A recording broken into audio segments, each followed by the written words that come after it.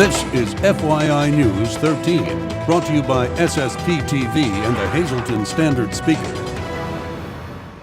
For your information, Luzerne County Council Chairman Rick Morelli stops by the show to let us know his thoughts on the ghostwriter scandal and how the county is moving forward.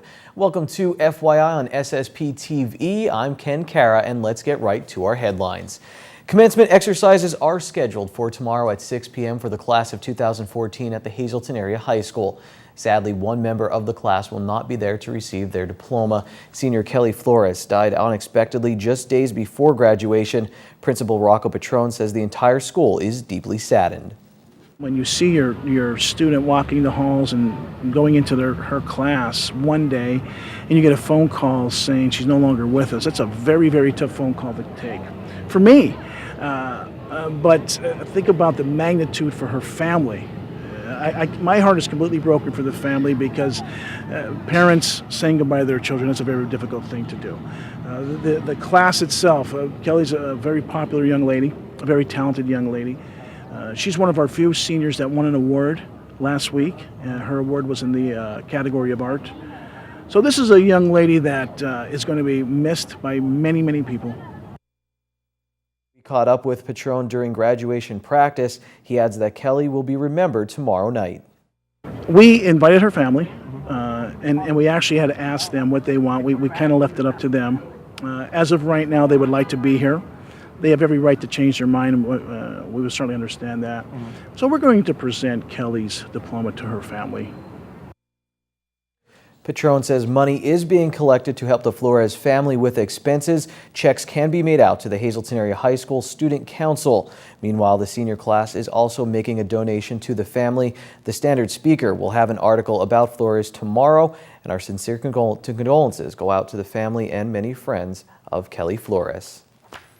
Graduation is expected to take place outside the high school tomorrow at 6 p.m. weather permitting. Principal Patron says he will closely watch the local forecast. If it's somewhere around noon or 1 o'clock and it says that things have changed and there's a huge storm coming that's going to last the rest of the day, I would call it early. If it's going to be a day like it has been the last 2 days where they're scattered on and off, I'm going to wait as long as I can and actually try to run this program outside.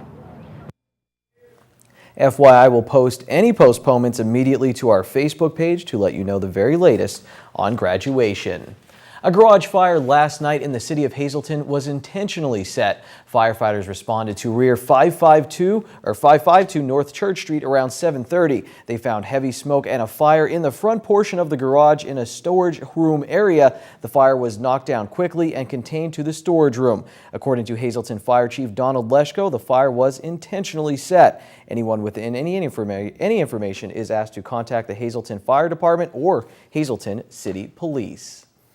A vandalism spree at Community Park in Hazel Township has prompted officials to fence the area off at night.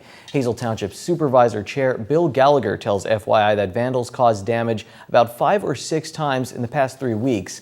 The incident happened Sunday night after midnight. That was the latest incident. Gallagher says vandals dumped garbage cans in the park and threw the cans in the lake. They ripped out the power lines to the Babe Ruth baseball concession stand, broke into the field, and broke locks off the trailers. They also broke benches and damaged picnic tables. Gallagher says the township has ordered fencing to close off the park and soccer field at night. It will be installed as soon as it comes in. Anyone with information on the vandalism is asked to call state police. A woman was assaulted just before 3 this morning in the area of 18th and North Church Streets in Hazleton. 20-year-old Garnell McFarland was charged with aggravated assault, simple assault, and more. The victim suffered facial injuries and was taken to Lehigh Valley Hospital, Hazleton. State police in Frackville have released a composite sketch of the man they believe stole a car and robbed the National Penn Bank in the Schuylkill Mall last Thursday. The man is believed to be in his 20s or 30s, about 6 feet tall with a medium build. He was wearing a bandana and a hood. Anyone with information on the stolen car, robbery, or identity of the robber is asked to call state police at 874-5300. All information will remain confidential. We've told you about the ghostwriter scandal that has been making headlines in Luzerne County. Our Lisa Sugar talks with the chairman of Luzerne County Council for his reaction. Today we're joined by Rick Morelli, who is the chairman of Luzerne County Council, to talk about the latest issues that are facing the members of council. And Rick, I guess we're all familiar with what happened this week in regards to the charges being filed against Stanley Strelish and Rob Henderson of the LCTA, the Luzerne County Transportation Authority. What is your reaction upon hearing this after this alleged ghostwriter scandal? My reaction is mixed. On one end, obviously we're disappointed to see one of our authorities, what happened and what has taken place. But on the flip side, I'm pleased with what has taken place with Kathy Kane and her office and the charges that are filed. I look at it as a positive thing in the sense that we're still cleaning up some of the things that have been taking place for years, and that's a positive thing to the public. As you may know, or most of the public, the authority does not fall directly under the council. All we do is we appoint people to the authority, and that's it. Unfortunately, we can't do anything else. But again, from our end of it, I'm very pleased to see what with Kathy Kane and her office has done. I do feel that Stanley Strelish should step down from his position, although you're not guilty till proven. But I think that there's been enough out there over time to show that there's problems, and I think the sooner we get new leadership there, the better we'll all be. Luzerne County has been dealing with a lot of black eyes over the past few years and hoping to get beyond the scandals. What does this do? Does this set it back at all? I don't think so. Again, we're always...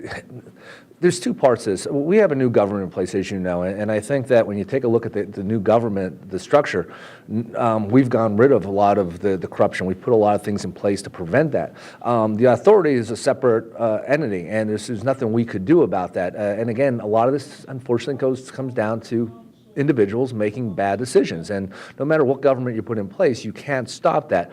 But we are cleaning out a lot of the old faces and people who have the mentality of this is the way we did things, and what they need to start to understand is that we're doing things differently, not the way we used to.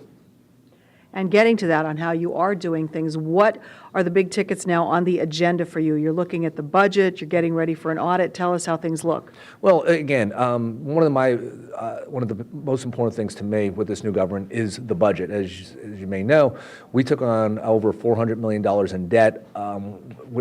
The government was basically borrowing money to pay the bills, which is not the right thing to do. So we're getting geared up for the new audit, which we hope to see a more efficient type of financial system put in place. And also, as we move forward towards the end of the year, we now need to start looking at our budget. Within the last 2 years, we've cut over 200 some positions. We've cut a lot of the fat out of the government. We feel that we are now running the government based off of real numbers and revenue that's coming in, and understanding the real expenses.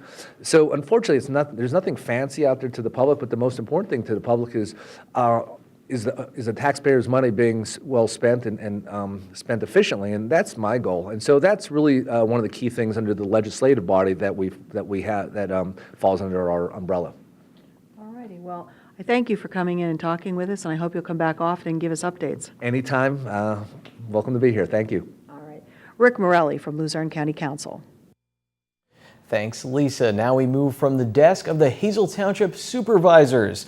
Hazel Township will install video surveillance cameras in an attempt to catch those responsible for illegal dumping in the township. Township supervisors have talked about cameras in the past, but recently voted to install them in various hotspots after residents voiced their concerns at a recent meeting. Remember, you could check out the Standard Speaker for all your local news and local sports. Plus, go online to standardspeaker.com and find out what's going on. You could sign up for alerts there so you always know what's going on in your area. We are going to take a little break, but when we come back, Janine checks in with her Care for Kids segment, and in sports tonight, we will show you what happened in Tamaulipa's state final baseball game. FYI, we'll be right back. This is FYI News 13, brought to you by SSPTV and the Hazleton Standard Speaker. And we're back here on FYI. Every Tuesday we talk about care for kids in Luzerne County children and youth, adoption and foster care programs. And it's not only the young kids that need to be adopted, but people like Ashley are looking to be adopted too. And you're actually a teenager, right? Yes, I'm 15, and I'm looking for a home that accepts me for who I am, because I've been with my mom and she was accepting but not too accepting because of her boyfriends that she's had, and they weren't really accepting towards me. And then I moved with my grandmother, and she got cancer and she passed away. And now I'm currently in a foster care with my sister, well, not my sister, but my foster sister. That was my best friend. I knew her for 2 years. And we really don't get along now. So I'm looking for a place that just understands me and loves me for me and just supports me to like whatever I want to do like in life. So that's basically it. And where are you right now when people are looking out there and they're thinking about adopting? Why is it so important not only to look at those little babies who need adoption, but teenagers too? I think it's important because like teenagers my age need family. They need a place to go. They need to feel accepted and loved and cared about, because otherwise they would just freak out and they wouldn't know what to do with life. They'd run away, do something stupid. And I just think that it's very important that kids my age, even 18-year-olds and babies, have a loving, caring place to go. And these are the ages where you're going through a lot of different issues, and you need someone there to be your friend and to not only be your friend but guide you through this. Definitely, definitely. I mean, I don't have too much friends that really are like close to me. They're more like school friends, and they don't really talk to me outside of school. And it's definitely important to have a family there. So like when you don't have your friends or you don't have your boyfriend, girlfriend, whoever you're with to support you, you have that. And I just think it's important to have a good family that loves and cares about you. So if you're looking to adopt, you're available, right? Yes, I am absolutely available. Well, thank you so much for sharing your story with us. And we're, again, educating people every week here on FYI about the Luzerne County Children and Youth Foster and Adoption Programs. We'll be back next week with more information. Time now for FYI News 13 weather. All eyes are on the parking lot at the Hazelton Area High School at least half the time. The other half of the time they are on the sky over the parking lot at the Hazelton Area High School. Let's check the weather forecast and see what we can expect for graduation tomorrow. Here's FYI weather from the National Weather Service. We'll start with tonight. There's a chance of scattered showers and thunderstorms as we get down to 64 degrees. For graduation day, 50% chance of showers and thunderstorms. The high will be 74, wind 7 to 9 miles per hour. Now on Wednesday night, there is a 40% chance of showers and thunderstorms in the area. The low will be 62. For Thursday, a chance of showers and thunderstorms. Again, the high is 74. Thursday night, showers are likely. 60% chance on that night. The low is 63. On Friday, 60% chance again of showers and thunderstorms. High is at 77. And then for Friday night, only a 30% chance of showers as we get down to 57 degrees. And the weekend starting off pretty good. Saturday, mostly sunny, high up to 75. And Saturday night, we get down to 54. Tonight's weather is brought to you by Valley High, the area's oldest ice cream and fast food restaurant. Stop on in for a cold treat with their ice cream and yogurt, or some hot food with their burgers, hot dogs, fries, and much more. That's Valley High, located on Route 93 in West Hazelton. Stop on by today or give them a call at 570-455-5362.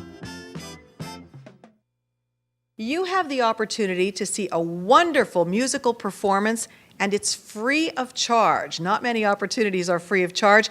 The United States Air Force Heritage of America Band Rhythm and Blue Jazz Ensemble will be performing on Friday, June 13th at the Alice C. Wiltsey Performing Arts Center in Hazelton. And here to tell us all about it is Steve Hahn from the Wiltsey Board of Directors, the president of the board. Steve, I guess, tell us, how did you get this wonderful group come to perform at the Wiltsey? We had to apply to them to get them to come here, and we did this some time ago, and there was a sequestration, so about a month before we were going to start this, they cut off funding for that. So they called recently and said that they're back out on the road and available, and it's a great opportunity. They're a jazz ensemble. They play a lot of the big band era type music. Should be a great show. Our U.S. Congressman Lou Barletta is hosting this event, so he'll be there to introduce the band and have the Civil Air Patrol is going to be the color guard, we're hoping, and any other folks that feel like coming, there are tickets available at the Chamber of Commerce or Berger Family Dealership or Valley Pharmacies is in Cunningham and in Drums. They have tickets available. They're free of charge. And you need a ticket to be guaranteed a seat, correct? Yes. So we would advise people if they can make it to that. Again, it's Friday, June 13th, 7 o'clock. Doors open at 6. So anybody need to get there, get a ticket and get there early, and we'll get you a seat. People can show up at the door if they don't have tickets, but if there aren't seats available, they won't have a place to sit. And we can't emphasize enough that this is a free performance, not too many chances to go to the Wiltsey Center for free. That's right, that's right. And it should be a great, it's the U.S. Air Force Band. They have a phenomenal band, excellent musicians in this, so it should be a spectacular show. All right. Well, if you would like to go to this wonderful performance, pick up a ticket in advance so that you're guaranteed a seat, and come out to the Wiltsey Center on Friday, June 13th at 7 o'clock. The doors open at 6. If you would like to win tickets to this fabulous performance, message us on Facebook at facebook.com. FYI News 13 is the address. The tickets are free, but you do need a ticket to get in. Now let's take a look at the good old community calendar on FYI. And an FYI here, the lupus support meeting that was scheduled for tonight at 7 p.m. at the Bowl Arena has been canceled. And there's a big conference coming up on July 16th and 17th called the Empowerment of the Alpha Wolf Conference. And that will be held at Sand Springs Country Club on July 16th and 17th. You can find out more details on the conference on the Sam LaSand Show, or you can call Cynthia Donlin. You can call her as well at 956-0072. Now here's your midday winning lottery numbers. The Daily 759, Big 4 4377, Quinto 51580, Treasure Hunt 1 9 11 14 and 30. Sports is next on FYI.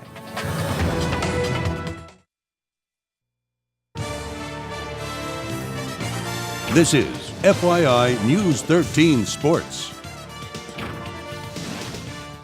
The Tamaqua Blue Raiders baseball season ended at Parkland last night. What a run it was for Tamaqua, and the District 11 champions made it all the way to the state semifinals. Chris Goy has more on the Blue Raiders' final stop of the 2014 season. It was a low-scoring defensive battle as both teams made some excellent plays and had great pitching, but Tamaqua came up short.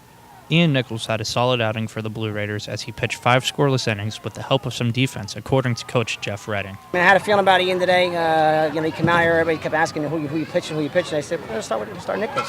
He's got good stuff. It was a nice slider, and he kept them off balance. We had some defense behind him, make the plays too. I mean, it's not like he struck him out, but, we were able to make those plays behind him, and he kept him scoreless for 5 innings. The Blue Raiders held strong until the 6th when they got into a jam with a man on first and third, and they weren't able to turn this double play. Yeah, I mean, the kids were looking at, should we come up? I'm like, no, we got an opportunity to get 2. With Zach Coleman and Nate McDonald, our two middle infielders, they've turned a couple, double play balls this year, with Bo on the mound. So, we got the ball we wanted, just wasn't hard enough to get it over there. The kid beat it by a step, and they were able to score a run on that. Kyle Miller, who would eventually score the winning run for Pope John Paul II, was involved in a close play at first base. Tamaqua almost made the pickoff, but the first base umpire called Miller safe. The Blue Raiders almost rallied back in the top of the 7th as Pope John Paul made a few mistakes that could have cost them the lead. Dan Zaworski of Pope John Paul walked a batter, and then an error off a bad throw to first put a man on first and third with 2 outs and gave Tamaqua some life. All good things eventually come to an end, though, as the Blue Raiders grounded out to first to end the game. For FYI, I'm Chris Goy. Thank you, Chris. Now ring the bell. Let's talk about boxing. Former WBC and WBA heavyweight champion Tim Witherspoon was in Hazleton recently to talk about the possibility of opening a boxing gym in the city.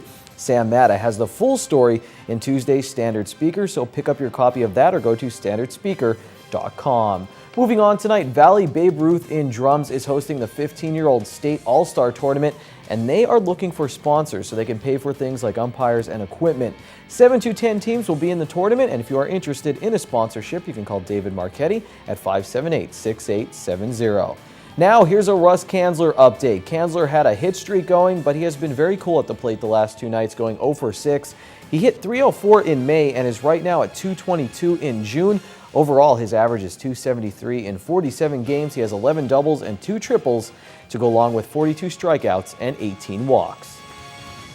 Happy Wing Night! It's Wing Night at Bottlenecks. Get $2 off your order of wings or all-you-can-eat wings and boneless wings for only $14.95. Bottlenecks wings are voted best wings in the area year after year.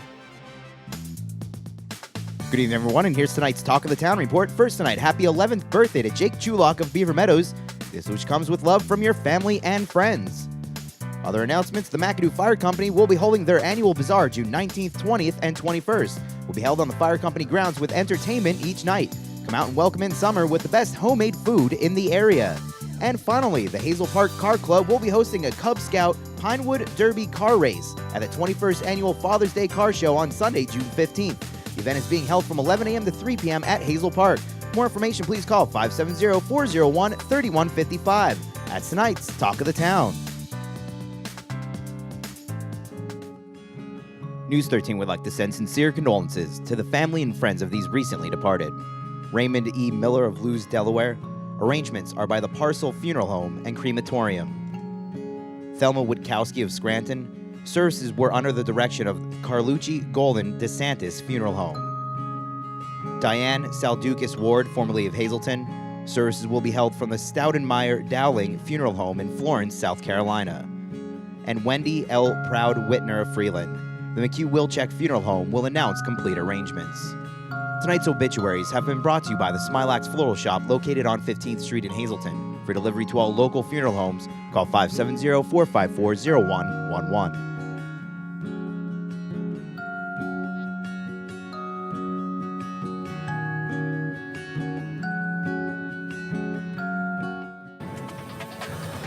Attention pay-per-view subscribers, if you see your name right now on News 13, you'll have 13 minutes to call in and win a free movie from Service Electric Cablevision. Our winner tonight is Susan Walshock of Tresco. Susan, if you're watching, give us a call right now, 570-459-9813 to win your free movie.